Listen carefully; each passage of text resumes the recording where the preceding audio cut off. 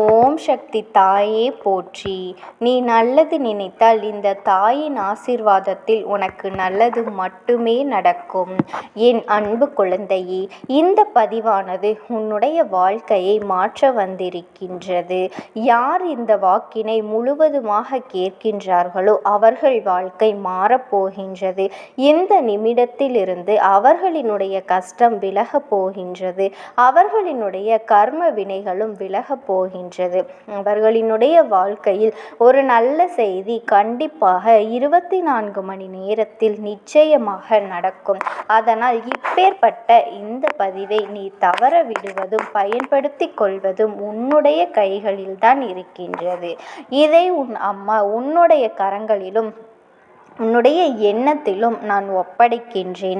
என் தங்க குழந்தையே, இந்த தாயானவள் சொல்லக்கூடிய அனைத்துமே உன்னுடைய வாழ்க்கையில் இனி வரப்போகின்றது. அதனால்தான் இந்த வாக்கினை கேட்க சொல்லி இருக்கின்றேன். என் தங்க பிள்ளையே, இந்த அம்மா அனைத்தையும் செய்து கொடுப்பேன் என்ற நம்பிக்கை இருந்தால் மட்டுமே இந்த வாக்கினை உன்னால் கேட்க முடியும்.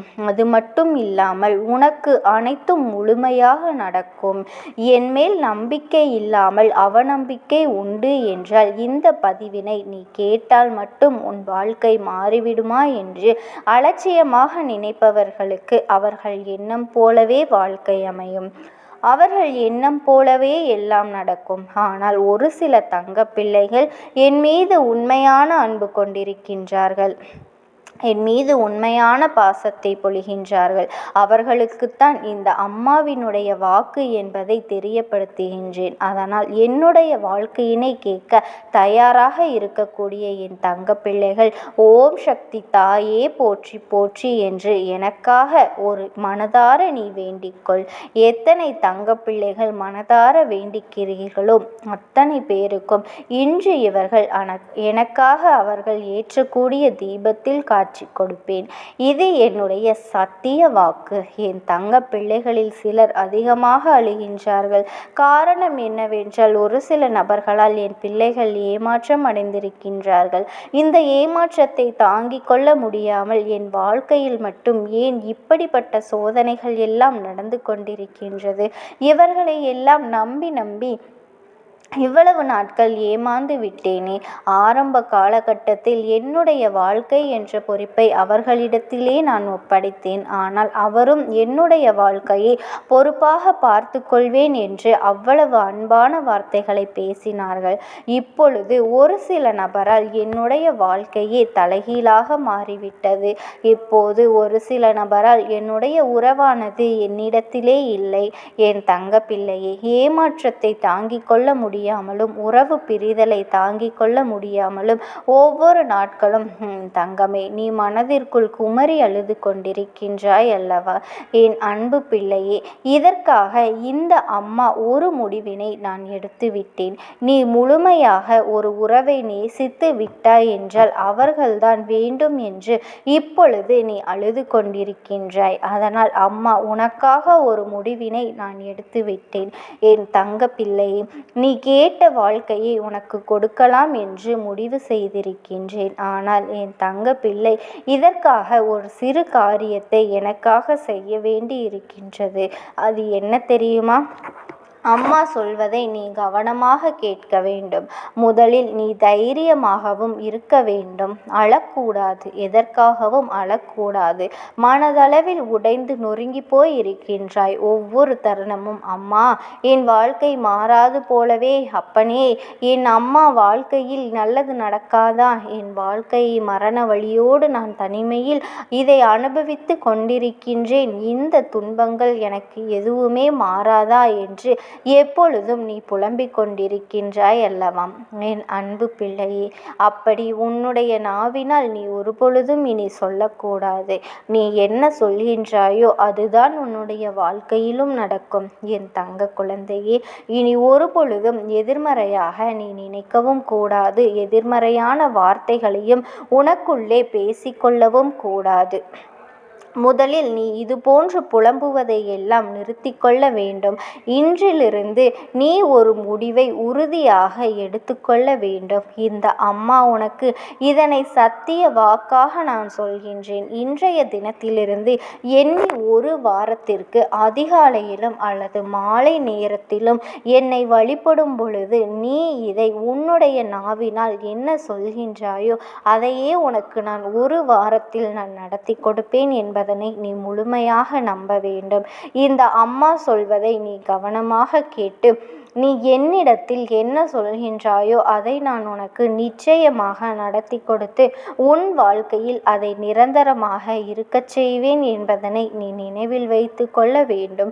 இனி வரக்கூடிய அந்த ஒரு வாரத்தில் எனக்கு நடக்காது, எனக்கு கிடைக்காது, எனக்கு அவ்வளவுதான், என்னுடைய வாழ்க்கை முடிந்துவிட்டது, அவ்வளவுதான், என் வாழ்க்கை அப்படியே சென்று விட்டது, இனிமேல் எனக்கு யாருமே இல்லை, என் வாழ்க்கையில் ஏமாற்றம்தான் கிடைக்கும் என்று சொல்லி கொண்டிருந்தால் உனக்கு எதிர்மறையாகத்தான் எல்லாமே நடக்கும்.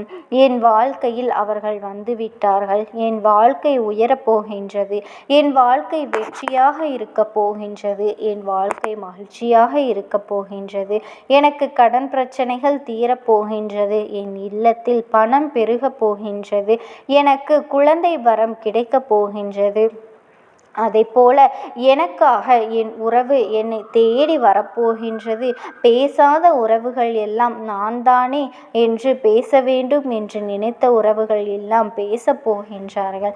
இப்படி உன்னுடைய வார்த்தைகளும் எண்ணங்களும் எப்பொழுதும் உனக்கு சந்தோஷமாக இருக்கும்படி இந்த ஒரு வாரத்திற்கு நீ இப்படித்தான் பேச வேண்டும். பேசவில்லை என்றாலும் மனதார நீ இப்படித்தான் நினைத்து சந்தோஷப்பட வேண்டும்.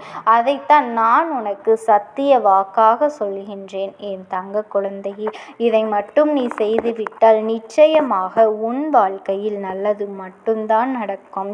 இதை நீ மனதார நினைத்து சந்தோஷப்பட வேண்டும். அதைத்தான் நான் உனக்கு சத்திய வாக்காக சொல்லுகின்றேன். இந்த எண்ணமானது உனக்கு முழு மனதோடு இருக்க வேண்டும். இந்த ஒரு வாரத்தில் நீ எதையெல்லாம் பேசுகின்றாயோ அதையெல்லாம் நான் உனக்கு நிச்சயமாக நடத்தி கொடுப்பேன். என் தங்க பிள்ளையே, நீ பேசுவதற்கு தயாராகி விட்டாயா? உன் மனதில் அதை நினைப்பதற்கு தயாராகி விட்டாயா? இப்பொழுது இந்த அம்மாவும் உனக்காக நான் தயாராகி இருக்கின்றேன். என் அன்பு பிள்ளையே, நான் சொல்கின்ற வாக்கு உனக்கு முழுமையாக பொருந்தும் என்பதனை நீ உணர்ந்து கொள்ள வேண்டும். நான் சொல்வது ஒன்று செய்வது ஒன்று என்று மாற்றி மாற்றியெல்லாம் செய்ய மாட்டேன். இந்த தாயானவள் சொல்வது போல இந்த ஒரு வாரம் நீ கடைபிடித்து விட்டால் உனக்கு நிச்சயமாக நான் சொன்னபடி அனைத்தையுமே நடத்தி கொடுப்பேன். இந்த அம்மா நான் செய்வதற்கு தயாராக இருக்கின்றேன். ஆனால் இந்த ஒரு வாரத்திற்கு இதை செய்ய நீ தயாராக இருக்கின்றாய் என்றால் நிச்சயமாக அம்மா என்று உன்னுடைய மனதிற்குள் நீ நினைத்துக்கொள். என் தங்க பிள்ளையே, இந்த அம்மாவிற்கு செய்ய வேண்டியதை முழு நம்பிக்கையோடும் நல்ல எண்ணத்தோடும் நீ வேண்டுதல்களை வைத்து நன்றாக வழிபட வேண்டும். என் அன்பு பிள்ளையே, சில விஷயங்களை சொல்லக்கூடாது, அதையும் நான் உன்னிடத்திலே சொல்லிவிடுகின்றேன். நீ இப்பொழுது நன்றாக வாழப்போகின்றேன் என்று அழுது கொண்டு சொல்லக்கூடாது. எனக்கு அதெல்லாம் கிடைத்துவிடும் என்று அழுது கொண்டு சொல்லக்கூடாது. நீ சொல்லக்கூடிய வார்த்தைகளை நேர்மறையோடு சொல்ல வேண்டும், முழுமனதோடு சொல்ல வேண்டும். அதோடு புன்னகையோடு உன்னுடைய மனதில் ஒரு விஷயத்தை நினைத்து உனக்கு அது கிடைத்துவிட்டால் எப்படி சந்தோஷப்படுவாய் அப்படியோ எல்லாம் சந்தோஷப்பட்டுத்தான் அதை சொல்ல வேண்டும். அப்பொழுதுதான் உன்னுடைய குழப்பங்கள் முதலில் விலகும், உன்னுடைய குறைகள் அனைத்தும் விலகும், உன் கஷ்டங்கள் அனைத்தும் உன்னை விட்டு விலகி சென்றுவிடும். உன்னுடைய மனது தெளிவாக இருக்கும் பொழுது நீ இதனை செய்ய வேண்டும். அப்படி நீ செய்தால் மட்டுமே இவை அனைத்துமே உனக்கு உடனடியாக கிடைக்கும். அதை எப்படி சரியான பாதையில் கொண்டு செல்ல வேண்டுமோ, எப்படி சரியான பாதையில் பயணிக்க வேண்டுமோ அதை நீ அப்படியே பின்பற்ற வேண்டும். அப்படி ஆனால் நான் என்னதான் உன் கண்ணெதிரே காட்சி கொடுத்தாலும் அழுது கொண்டும் கவலைப்பட்டு கொண்டும் கஷ்டப்பட்டு கொண்டும் இருந்தால் நான் கொடுக்கக்கூடிய விஷயம் உன்னால் சரியாக பரிபாலிக்க முடியாது என்று இந்த வாக்கின் மூலமாக உனக்கு நான் தெரியப்படுத்துகின்றேன். என் தங்க பிள்ளையே, நீ எதை நினைத்தும் கவலைப்படாதே. இந்த தாயானவளினுடைய அன்பும் ஆசீர்வாதங்களும் என்றென்றைக்குமே உனக்கு முழுமையாக கிடைத்து கொண்டே இருக்கும். உனக்கு எப்பேற்பட்ட கஷ்ட சூழ்நிலை வந்தாலும் இந்த தாயானவளினுடைய நாமத்தை மட்டும் மனதார உச்சரித்து கொண்டே இருக்க வேண்டும். ஓம் சக்தி, ஓம் ஆதிபராசக்தி. என் அன்பு குழந்தையே, உனக்கான நல்ல விஷயங்களை செய்து கொடுப்பதற்காகவே உன் தாயானவள் இன்று உன்னை தேடி வந்திருக்கின்றேன். இன்று இந்த அம்மா ஒரு பெருமகிழ்ச்சியான செய்தியோடு வந்திருக்கின்றேன். என் பிள்ளையே, உன்னை 2 தெய்வங்கள் சுற்றி சுற்றி வந்து கொண்டிருக்கின்றது. இவர்களை நீ கவனமாக வணங்கி கொண்டிருக்கின்றாயா, அல்லது நீ வேறு யாரையாவது வணங்கி கொண்டிருக்கின்றாயா என்று உனக்கான ஒரு சிந்தனையை கொடுப்பதற்காக இந்த அம்மா நான் வந்திருக்கின்றேன். அதாவது நம்மை சுற்றி வந்து நமக்கு நல்லது செய்கின்ற தெய்வங்களை நீ வணங்குகின்றாய் என்றால் உன்னுடைய வேண்டுதல்கள் எல்லாம் நிச்சயமாக நிறைவேறிவிடும். இல்லாது போனால் நீ வணங்குவது ஒருவரையும் உனக்கு நல்லது செய்ய உன்னை தேடி வருவது இன்னொருவராகவும் இருக்கும் பட்சத்தில் உன்னுடைய வேண்டுதல்கள் எல்லாம் தாமதமாவது சாத்தியம்தானே. அதனால் என் குழந்தையே, இன்று உன் அம்மா என்னிடத்தில் இருந்து இந்த செய்தி என்னவென்று நீ தெரிந்து கொண்டு உனக்கு வாழ்க்கையில் நல்லது நினைப்பது யார், உன்னை சுற்றி சுற்றி வந்து கொண்டிருக்கின்ற இந்த 2 தெய்வங்கள் யார் என்பதனை நீ தெரிந்து கொள்ள வேண்டும். என் பிள்ளைக்கு வாழ்க்கையில் பல கஷ்டங்கள் வந்த பொழுதெல்லாம் நீ வணங்கிய தெய்வம்தான் உன்னை காப்பாற்றியது என்று நினைத்து கொண்டு இருக்கின்றாய். ஆனால் உண்மை அது கிடையாது.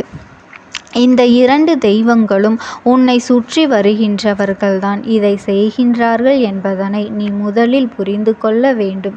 உண்மையில் இவர்களை நீ வணங்குவதும் அவர்களின் பெயரை சொல்லும் பொழுது உன் மனதிற்கு தோன்றிவிட்டது என்றால் நிச்சயமாக உன் வாழ்க்கையில் ஒரு மிகப்பெரிய நல்ல விஷயம் நடக்கும். இல்லை, நான் சொல்வதும் நீ சொல்வதும் வேறுபாடாக இருக்குமானால் என் குழந்தை, இனியாவது அதை திருத்தி கொண்டு உன்னை சுற்றி வருகின்ற இந்த தெய்வங்களையும் நீ வணங்க மறந்து விடாதே. ஒரு பொழுதும் இவர்களை நீ விட்டுவிடக்கூடாது. தெய்வம் நம்மை தேடி வருகின்றது என்பது சாதாரணமான காரியமா? தெய்வம் உன்னை தேடி வந்து உனக்கான நல்ல விஷயங்களை கொடுக்கின்றது என்றால் நிச்சயமாக அதனை நீ சரியாக பெற்றுக்கொள்ள வேண்டும். சரியான வாழ்க்கை உனக்கு கிடைத்திருப்பதை எக்காரணம் கொண்டும் நீ விட்டுவிடக்கூடாது. இந்த நேரத்தில் இந்த விஷயம் உன் வாழ்க்கையில் நடக்க வேண்டும் என்பது விதி. அது இந்த அம்மா என் மூலமாக நீ தெரிந்து கொள்ள வேண்டும் என்பதும் விதியாகும். அதை ஒரு பொழுதும் நீ இல்லை என்றோ வேண்டாம் என்றோ சொல்லிவிட முடியாது அல்லவா? நமக்கான நல்ல விஷயங்கள் எல்லாம் நடக்கப் போகின்ற இந்த தருணத்தில் என் குழந்தை, நீ விட்டுவிடாதே. அம்மா சொல்கின்ற வார்த்தைகளில் இருக்கின்ற உண்மைகள் எல்லாம் என்னவென்று நீ நிச்சயமாக இன்று புரிந்து கொள்ள வேண்டும். யாருமே நமக்கு நல்லது நினைக்கவில்லை, யாருமே நமக்கு எந்த நன்மைகளையும் செய்யவில்லை என்று சொல்லி வருத்தப்பட்டு கொண்டிருக்காதே. என் பிள்ளை, உன்னை தேடி 2 தெய்வங்கள் உன்னை சுற்றி சுற்றி வந்து கொண்டிருக்கின்றது என்றால் இதைவிட மிகப்பெரிய சந்தோஷம் இந்த வாழ்க்கையில் உனக்கு என்னவாக இருக்கப் போகின்றது? இதுவே உனக்கான நிறைவையும் இதுவே உனக்கான உச்சபட்ச மகிழ்ச்சியையும் கொடுக்கக்கூடிய நிகழ்வாக உன் வாழ்க்கையில் இருக்கும். இந்த 2 தெய்வங்களையும் நான் உனக்கு அடையாளம் காட்டித் தருகின்றேன். என் பிள்ளை, நேற்று அம்மா உன்னிடத்தில் ஒரு விஷயத்தை பற்றி பேசினேன். அது உனக்கு ஞாபகம் இருக்கின்றதா? வணங்கக்கூடாத தெய்வங்களை எல்லாம் வணங்கிவிட்டாய் என்று வணங்கக்கூடிய இவர்களை விட்டு விடுகின்றாய். ஒரு பிரச்சனை, ஒரு கஷ்டம் தொடர்ந்து வருகின்றது என்றவுடன் அங்கு ஓடவும் இங்கு ஓடவும், அவர்களை தேடவோ அவர்களிடம் பரிகாரம் செய்யவா, இங்கு கொண்டு பணத்தை கொட்டவா என்று நீ சுற்றி சுற்றி வந்து கொண்டிருக்கின்றாய். ஆனால் நீ செய்த தவறு இதுதான் என்று உனக்கு ஏற்கனவே உன் அம்மா நான் சொல்லிவிட்டேன் அல்லவா? இன்று நான் சொல்லக்கூடிய இந்த 2 தெய்வங்களும் இந்த வாழ்க்கையில் இந்த வாழ்க்கையில் எப்பொழுதும் நீ வணங்கி நிற்க வேண்டிய தெய்வங்கள். இவர்கள் அத்தனை சுலபமாகவெல்லாம் உன் முன்னால் தோன்றிவிட மாட்டார்கள். ஆனால் உனக்கான நன்மைகள் அத்தனையும் இவர்களிடத்தில் இருந்துதான் கிடைத்து கொண்டு இருக்கின்றது. இந்த வாழ்க்கையில் நீ பெற நினைக்கின்ற எல்லா உண்மைகளையும் இவர்களிடத்தில் இருந்துதான் நீ பெற்றுக்கொண்டு இருக்கின்றாய் என்பதனை நீ மறந்துவிடாதே. எந்த நேரத்தில் இந்த வாழ்க்கை என்ன கொடுத்து என்ன எடுத்தது என்று யோசிக்கின்றாய். ஆனால் உனக்கு கொடுத்தது என்னவென்று நிச்சயமாக நான் உனக்கு நிறைவாக உன்னை தேடி வருகின்றேன் என்பதனையும் நீ புரிந்து கொள்ள வேண்டும். எந்த நேரத்திலுமே என் பிள்ளைக்கான விஷயங்கள் என் குழந்தைக்கு சரியான ஏமாற்றங்களையும் ஏற்றங்களையும் சரியான இரக்கங்களையும் தந்து கொண்டு இருக்கின்றது. நீ என்றாவது நினைத்திருக்கின்றாயா நம் வாழ்க்கை நல்லபடியாக இருக்கின்றது என்று? ஒரு நாளும் சிந்தித்தது கிடையாது. ஒவ்வொரு நாளும் சுற்றி வருகின்ற துன்பங்களையும் கஷ்டங்களையும் பற்றி மட்டும்தான் நீ அதிகமாக சிந்தித்திருக்கின்றாயே தவிர உன்னை தேடி வந்த நல்ல விஷயங்களை நீ ஒருபொழுதும் ஏற்றுக்கொள்ளவில்லை. இந்த விஷயத்தையும் அப்படித்தான் விட்டுவிடுவாயோ என்று உன் அம்மா நான் யோசிக்கின்றேன். ஏனென்றால் அம்மா சொல்கின்ற இந்த வார்த்தைகளில் இருக்கின்ற உண்மைகள் உனக்கு புரியும் என்றால் என்றோ நீ இந்த வாழ்க்கையில் உனக்கான சந்தோஷத்தை அடைந்திருப்பாய். ஆனால் ஒரு சில விஷயங்கள் உனக்கு ஏற்படுத்துகின்ற கஷ்டங்கள், ஒரு சில விஷயங்கள் உனக்குள் ஏற்படுத்துகின்ற மாற்றங்கள் என்று இவை எல்லாவற்றையும் கண்டு நீ விழிபிதுங்கி நின்று கொண்டிருக்கின்றாய். அதுதான் மிச்சம் அல்லவா? இனிமேலாவது இதையெல்லாம் உணர்ந்து உன்னுடைய ஒட்டுமொத்த சந்தோஷங்களையும் நீ மீட்டெடுக்க உன்னை நீ தயார்படுத்திக் கொள். என்றுமே நான் இருந்து இந்த வாழ்க்கையில் உனக்கான மகிழ்ச்சியை உன்னிடத்தில் தருகின்றேன் என்று நான் கொடுத்த வாக்குறுதியை காப்பாற்றத்தான் இந்த செய்தியை உனக்கு கொண்டு வந்திருக்கின்றேன். அம்மா, இந்த தெய்வங்கள் யார் என்று சொல். எனக்கு பொறுமை இல்லை என்று சொல்கின்றாயோ? இதோ உனக்காக சொல்கின்றேன் என் குழந்தையே. முதலாவது தெய்வம் உன்னுடைய குலதெய்வம். அதாவது உன்னுடைய குலதெய்வம் யாராக இருந்தாலுமே சரி, ஒருவேளை என் பிள்ளை உனக்கு குலதெய்வம் அந்த கருப்பண்ணன் நானாக இருக்கும் பொழுது அது நான் தான், இல்லை என்னுடைய குலதெய்வம் பெண் தெய்வம் அவர்கள் இவர்கள் என்று சொல்கின்றவர்களுக்கு அவர்களின் குலதெய்வம் அவர்களை சுற்றி சுற்றி வந்து கொண்டிருக்கின்றது என்பது உண்மை. இரண்டாவதாக உன்னை சுற்றி நன்மையை கொடுத்து கொண்டிருப்பது தெய்வமானது அந்த திருச்செந்தூர் முருகன். அந்த அப்பன் எப்பொழுதும் உன்னை சந்தோஷப்படுத்தவே இருக்கின்றார். திருச்செந்தூர் முருகன் நம்மை சுற்றி வருகின்றான் என்று சொல்கின்றார் என்று யோசிக்கின்றாயே? நிச்சயமாக அதற்கு ஒரு காரணம் இருக்கின்றது. பல காலமாகவே அவர்களிடத்தில் ஒரு வேண்டுதலை வைத்து நீ காத்து கொண்டு இருக்கின்றாய் அல்லவா?